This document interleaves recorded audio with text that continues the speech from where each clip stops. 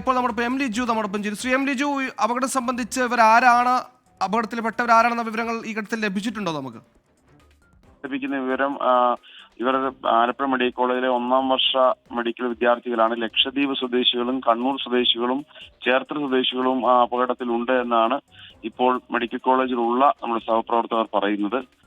അവിടെ ജീവനോടെ അവശേഷിക്കുന്നവർക്കും ഗുരുതരമായ പരിക്കുണ്ട് എന്നാണ് പറയപ്പെടുന്നത്. വളരെ ഗുരുതരമായ സാഹചര്യമാണ്. അതായത് വണ്ടാനം മെഡിക്കൽ കോളേജിലെ വിദ്യാർത്ഥികളാണെന്നാണോ മനസ്സിലാക്കാൻ കഴിയുന്നത്? അതെ, വണ്ടാനം മെഡിക്കൽ കോളേജിലെ വിദ്യാർത്ഥികളാണ്. അവർ ടൗണിൽ സിനിമയ്ക്ക് പോയതാണ് എന്നാണ് അവിടെ നിന്ന് ഇപ്പൊ എന്നോട് ദൃക്സാക്ഷികൾ പറഞ്ഞത്. അവര് പോകുന്ന വഴിക്ക് അത് ലക്ഷദ്വീപിൽ നിന്നുള്ള കുട്ടികളും കണ്ണൂരിൽ നിന്നുള്ള കുട്ടികളും കോഴിക്കോട് നിന്നുള്ള കുട്ടികളും കായംകുളം അതോടെ ചേർത്തലുള്ള കുട്ടികളും ഉണ്ടെന്നാണ് അവരിപ്പോ എന്നോട് പറഞ്ഞത്.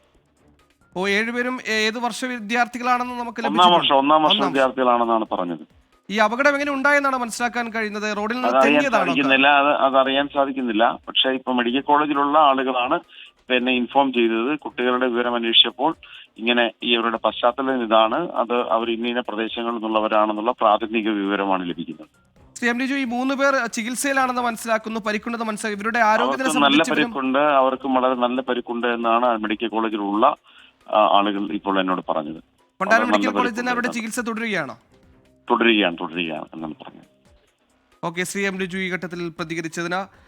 അപ്പോൾ ഈ മനീഷ് മഹിവാൽ, ഇപ്പോൾ എം ലിജു നമ്മോടൊപ്പം പറഞ്ഞ അനുസരിച്ചാണെങ്കിൽ വണ്ടാനം മെഡിക്കൽ കോളേജിലെ വിദ്യാർത്ഥികളാണ് അപകടത്തിൽപ്പെട്ടിരിക്കുന്നത്. ജീവൻ നഷ്ടമായിരിക്കുന്നത് വണ്ടാനം മെഡിക്കൽ കോളേജിലെ 1ാം വർഷ ബിരുദ വിദ്യാർത്ഥികൾക്കാണ്, മെഡിക്കൽ വിദ്യാർത്ഥികൾക്കാണ്. കൂടുതൽ വിശദാംശങ്ങൾ നമുക്ക് ലഭിക്കുന്നുണ്ടോ?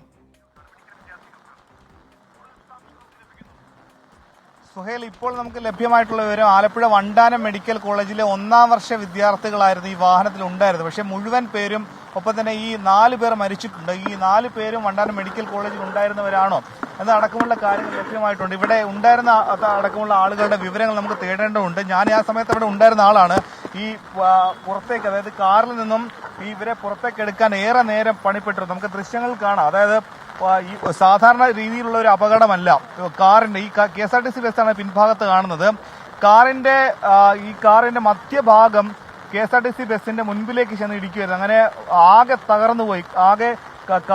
കാർ ആകെ ചളുങ്ങി ഈ അകത്തു ഇരിക്കുന്ന ആളുകൾ എല്ലാവരും തിങ്ങി നിറഞ്ഞു പോയി. അതുകൊണ്ട് തന്നെ എങ്ങനെ രക്ഷാപ്രവർത്തനം തന്നെ എങ്ങനെ നടത്തണമെന്ന രീതിയിൽ വലിയ ആശങ്കയുണ്ടായി. ഒപ്പം തന്നെ വലിയ രീതിയിൽ മഴയും ഉണ്ടായതാണ് രക്ഷാപ്രവർത്തനം കുറച്ചുകൂടി താമസിക്കാൻ കാരണമായത്. ഒപ്പം തന്നെ വലിയ ഗതാഗത തടസ്സം ഉണ്ടായി. ആലപ്പുഴയിൽ ഈ ബൈപ്പാസ് നിർമ്മാണം നടക്കുന്ന മേഖലയല്ലാത്ത സ്ഥലമാണ്. ഇവിടെ 2 തരത്തിലുള്ള റോഡോ അല്ലെങ്കിൽ അങ്ങനെയുള്ള പാതയില്ല, ഒരു പാത മാത്രമുള്ള സ്ഥലമാണ്. ദേശീയപാതയിൽ വലിയ വീതി ഇല്ലാത്ത സ്ഥലമാണ്. അതുകൊണ്ട് തന്നെ പെട്ടെന്ന് തന്നെ ഗതാഗത കുരുക്കുണ്ടാകുന്ന മേഖലയാണ്.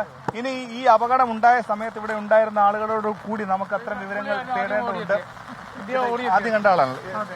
വണ്ടി ശബ്ദം കേട്ട, നമ്മുടെ വീട് ഇവിടെ അടുത്ത് തന്നെ ശബ്ദം കേട്ടാണ് നമ്മൾ വന്നു കഴിഞ്ഞപ്പോഴേക്കും വണ്ടി പോസ്റ്റിന്റെയും ബസ്സിന്റെയും ഇടയ്ക്ക് ജാമായിരിക്കുകയായിരുന്നു.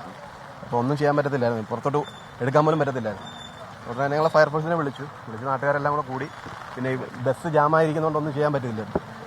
അപ്പം ഞാൻ ബസ്സിൻ്റെ അകത്ത് കയറി ന്യൂട്രലിട്ട് നാട്ടുകാരെല്ലാം കൂടെ ബാക്കിലോട്ട് തള്ളി കഴിഞ്ഞപ്പോഴാണ് വണ്ടി നമുക്ക് എടുക്കാൻ പറ്റിയത്. പിന്നെ ഓരോ കുട്ടികളെയും പുറത്തോട്ട് ഇറക്കി. ഒരു 5 പേര് മെഡിക്കൽ സ്റ്റുഡൻസ് ആണെന്നാണ് പറയുന്നത് ആലപ്പുഴ മെഡിക്കൽ കോളേജിൽ. ബാക്കി രണ്ടുപേരെ ഏതാണെന്ന് അറിയില്ല. ഇപ്പം 5 പേര് മരിച്ചെന്നാണ് ഇപ്പം നിലവിൽ അറിഞ്ഞിരിക്കുന്നത്. പുറത്തെടുക്കാൻ സമയമെടുത്തു. കാര്യം വണ്ടി കാണുമല്ലോ, ഇത് കാണുമ്പോൾ നിങ്ങൾക്ക് അറിയാമല്ലോ. ഇപ്പോൾ മൊത്തം വെട്ടിപ്പൊളിച്ചെടുത്തത്. ഫയർഫോഴ്സ് ഒന്ന് വെട്ടിപ്പൊളിച്ച്